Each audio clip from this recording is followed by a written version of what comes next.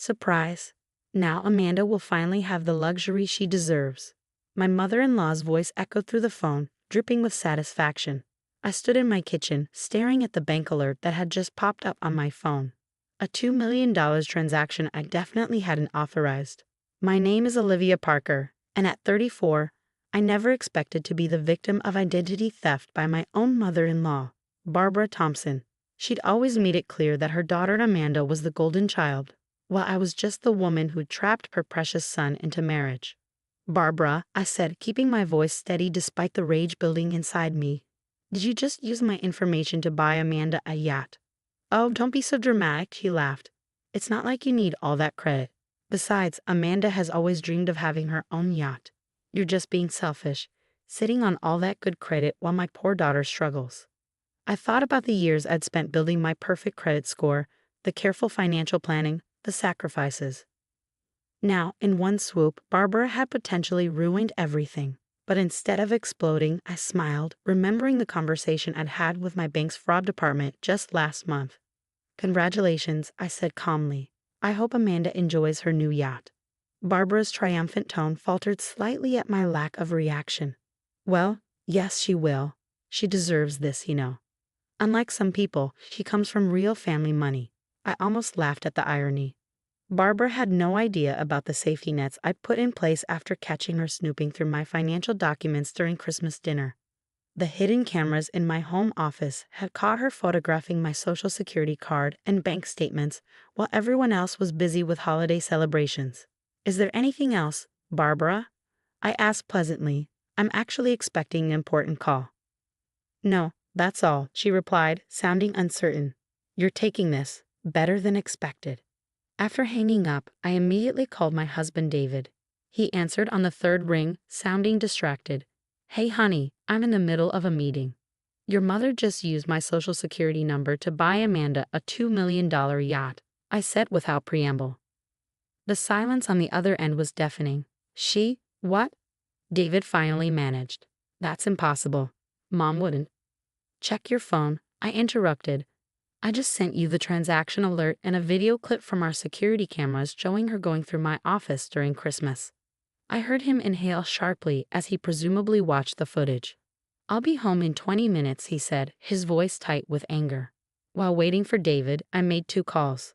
The first was to Special Agent Torres at the Coast Guard Investigative Service, whom I contacted after first discovering Barbara's snooping.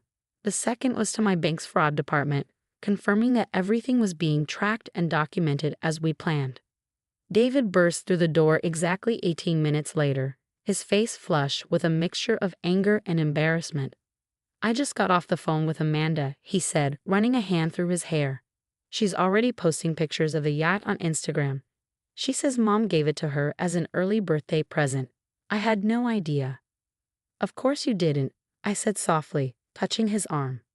"Your mother has always been careful to keep her manipulations hidden from you." He sank into a kitchen chair, looking defeated. "What are we going to do?" "Actually," I said, pulling out my laptop, "everything's already in motion. After I caught your mother going through my office, I contacted several authorities. They've been waiting for her to make a move." David looked up, surprised. "You knew she would do something like this?" I nodded, pulling up the email from Agent Torres. "Your mother has a pattern. 3 years ago, she tried to access Amanda's ex-husband's financial accounts. Before that, there were 2 other incidents with family members. She's never faced consequences because everyone was too afraid to press charges. But this time," David started. "This time she stole my identity to make a $2 million purchase," I finished. "And unlike her previous victims, I've documented everything." My phone buzzed with a text from Agent Torres. "Coast Guard has located the vessel. Standing by for your go-ahead." I showed the message to David.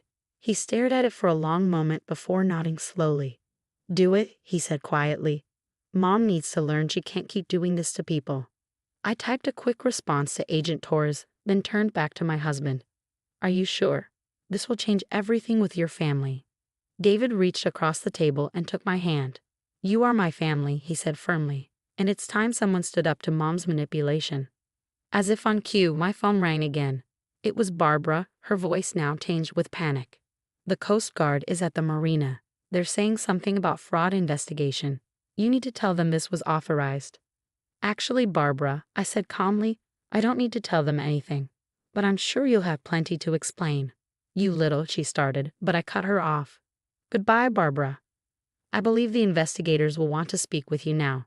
I ended the call and looked at David, who was staring out the window with a mixture of sadness and determination. Agent Torres said they'll probably want to speak with us tomorrow, I said gently. Are you ready for that? He turned to me, his jaw set. You know what? I am. It's about time someone showed Mom that her actions have consequences. As we sat there in our kitchen, the sun setting outside our window, I thought about how different this scene was from what Barbara had probably imagined. She'd expected me to break down, to beg, to cause a scene. Instead, her perfectly planned power play was unraveling, and she had no idea that this was just the beginning. My phone buzzed again. A news alert about a fraud investigation involving a newly purchased yacht. I showed it to David, who read it silently before looking up at me with a mix of admiration and resolve. You know Amanda's going to be devastated, he said. I nodded. Yes. But maybe this will finally break the cycle. Your sister needs to learn she can't keep benefiting from your mother's schemes. The sound of more incoming messages filled the kitchen, probably flying texts from various family members as news of the Coast Guard's intervention spread. But for now, we let them go unanswered. Tomorrow would bring its own challenges, but tonight we had taken the first step toward ending Barbara's reign of financial manipulation. And somewhere in the harbor, a $2 million yacht was about to become evidence in a federal investigation. The next morning dawned with a barrage of missed calls and angry text messages. Amanda had posted a tearful Instagram story about how I was destroying the family, while Barbara's friends were flooding social media with posts about how some people couldn't understand the meaning of family generosity. I sat across from Agent Torres in her office, the morning sun streaming through the windows of the Coast Guard Investigative Service building. David sat beside me, his hand steady in mine as we went through the evidence. Mrs. Parker, Agent Torres said, sliding a folder across her desk. The documentation you provided is extremely thorough. Your mother-in-law didn't just steal your identity for the yacht purchase. We've uncovered multiple attempts to access your accounts over the past 3 months. She pulled out a series of photographs, screenshots from our security cameras showing Barbara methodically going through my office drawers, copying documents, and even attempting to access my computer. There's more, Agent Torres continued, her expression serious. The yacht purchase was just the tip of the iceberg. Mrs. Thompson apparently used your information to open several credit cards in your name. She's been funding your sister-in-law's lifestyle for months. David's grip on my hand tightened. How much? He asked, his voice hoarse. Close to $3 million in total, Agent Torres replied. The yacht was her boldest move, but there were numerous smaller transactions, designer clothes, jewelry, even a small condo in Miami. I felt the blood drain from my face. Even though I'd suspected Barbara's schemes ran deep, the actual scale was staggering. How did she think she'd get away with this? Agent Torres smiled grimly. According to our interview with her this morning, she believed family loyalty would prevent you from pressing charges. She seemed quite shocked when we explained the federal nature of these crimes. Just then, my phone buzzed with a text from my bank's fraud investigator. Additional attempts to access your accounts detected this morning. Mrs. Thompson tried to transfer funds using your compromised information. I showed the message to Agent Torres, who shook her head in disbelief. Even after being questioned, she's still trying. This definitely strengthens our case. David stood up suddenly, pacing the office. I need to talk to Amanda, he said. She needs to understand she can't keep the things Mom bought with stolen money. As if on cue, my phone lit up with Amanda's name. I put it on speaker. How could you do this to me? She shrieked. The Coast Guard seized my yacht. Do you know how humiliating that was? All my friends were there. Amanda, I said calmly, that yacht was purchased with stolen money, using my stolen identity. It was never yours. Mom was just trying to help me, she shot back. Unlike you, I wasn't born with a silver spoon. Some of us have to rely on family. David grabbed the phone. Amanda, stop. Mom committed federal crimes. She's looking at serious charges. And you? He paused, looking at Agent Torres, who nodded. You might be investigated as an accessory if you knew about this. There was a long silence on the other end. When Amanda spoke again, her voice was smaller, frightened. What do you mean, accessory? I didn't do anything wrong. Agent Torres leaned forward. Miss Thompson, this is Agent Torres with CGIS. We'll need to speak with you about the extent of your knowledge regarding these fraudulent purchases. I suggest you retain legal counsel. The call ended abruptly. David sank back into his chair, looking exhausted. I can't believe this is happening. Agent Torres gathered her papers. Mr. and Mrs. Parker will need you to come in tomorrow to sign some additional documents. For now, I suggest you both go home and rest. The next few days will be challenging. As we drove home, the city skyline seemed different somehow, as if the whole world had shifted on its axis. David hadn't spoken much since leaving Agent Torres' office, but as we pulled into our driveway, he turned to me. I got an email from Mom, he said quietly.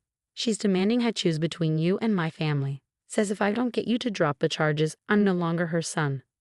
I felt my heart break for him. David, He held up his hand. Don't apologize. You did exactly what you should have done. Mom's been manipulating everyone for years, and it's time it stopped. Inside, we found several voicemails from Barbara's sister, my aunt-in-law Margaret. Unlike the others, her message was different. Olivia, David, her voice was thick with emotion. I just wanted you to know, Barbara did the same thing to me 3 years ago. I was too ashamed to say anything then, but I'm willing to testify now. You're not alone in this. More calls started coming in. Other family members with similar stories. Barbara's web of financial manipulation stretched back years. But everyone had been too afraid or embarrassed to speak up. Around dinner time, another call came from Agent Torres. Mrs. Parker, we found something interesting. It seems your mother-in-law has been running a sort of family Ponzi scheme. She's been stealing from various family members to pay off debts to others, always staying one step ahead of discovery. I put the phone on speaker so David could hear. The yacht purchase, Agent Torres continued, was actually an attempt to hide money from another investigation.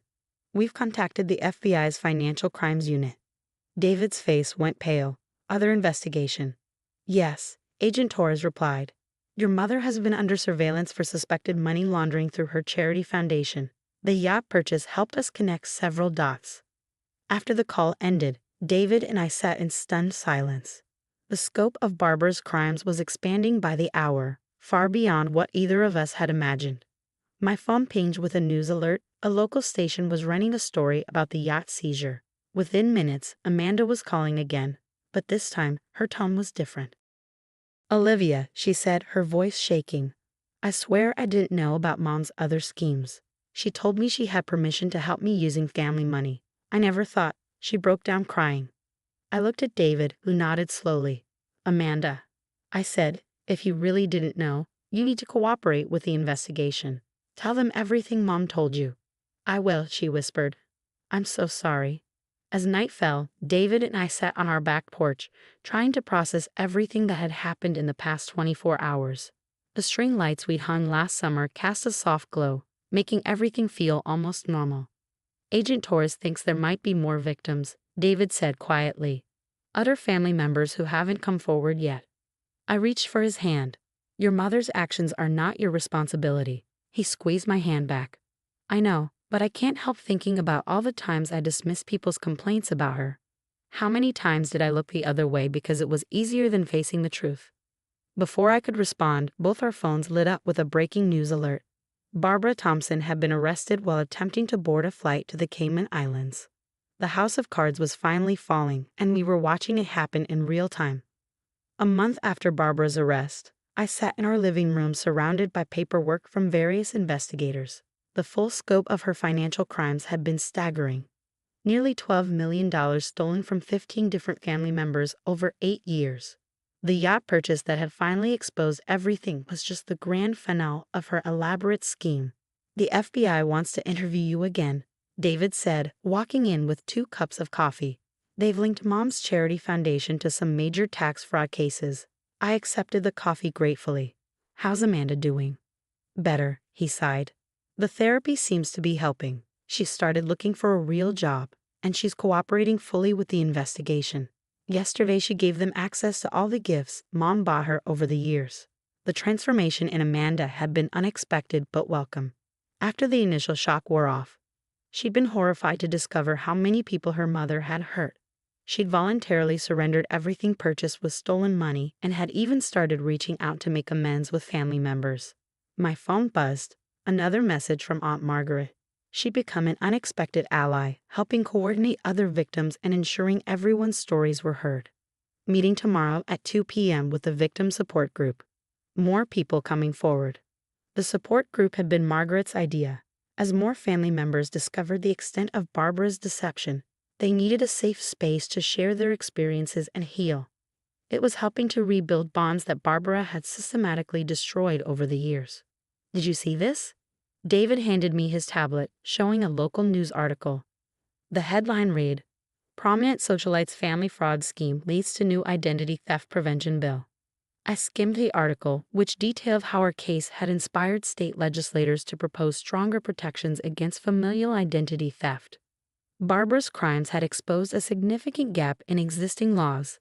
The assumption that family members wouldn't steal from each other often led to delayed investigations and complicated prosecutions.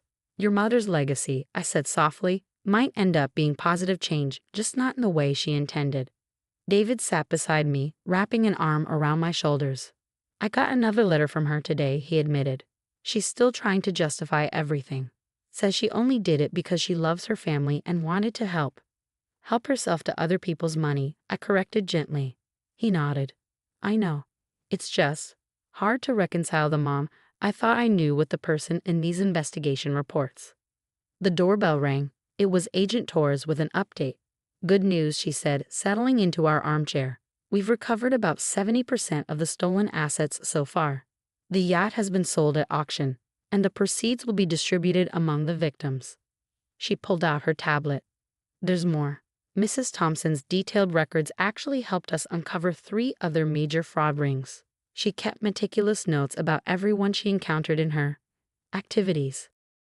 Of course she did, David muttered. Mom always was organized. Agent Torres smiled sympathetically. The prosecutor is offering a plea deal. In exchange for her cooperation in these other cases, they're recommending a reduced sentence. Still significant time, but less than if this goes to trial. After she left, David and I walked to our favorite spot in the backyard garden. The late afternoon sun cast long shadows across the flowers we planted together last spring. You know what's ironic? I said, watching a butterfly land on one of the blooms. Your mother always claimed I wasn't good enough for this family, that I didn't understand the importance of family loyalty. But in the end, her actions brought the real meaning of family to light. David pulled me close. You showed more loyalty by standing up to her than anyone who enabled her behavior, including me. We all did what we thought was right at the time, I reminded him. What matters is what we do now. That evening, we hosted a small dinner for Amanda and Aunt Margaret. The conversation was different now. No more artificial pleasantries or underlying tensions. Instead, there was honest discussion about healing, accountability, and moving forward.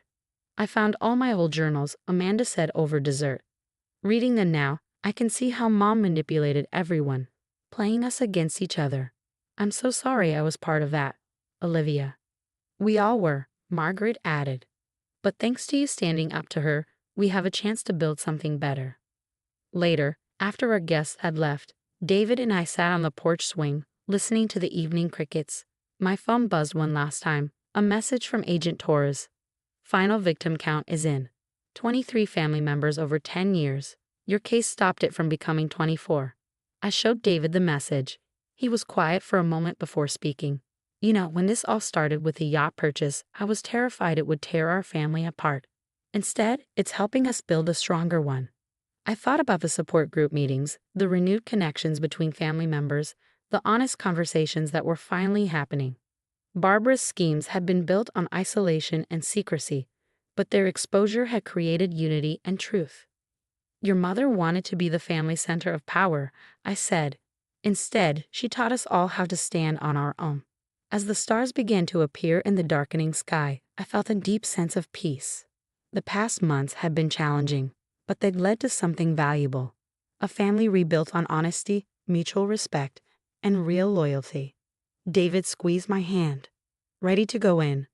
I nodded, taking one last look at the peaceful garden. Yes, Tomorrow's another day of rebuilding. And in that moment, I knew that while Barbara's crimes had caused pain, it also paved the way for genuine healing. Sometimes the greatest gift you can give a family is the courage to face the truth, no matter how difficult it might be.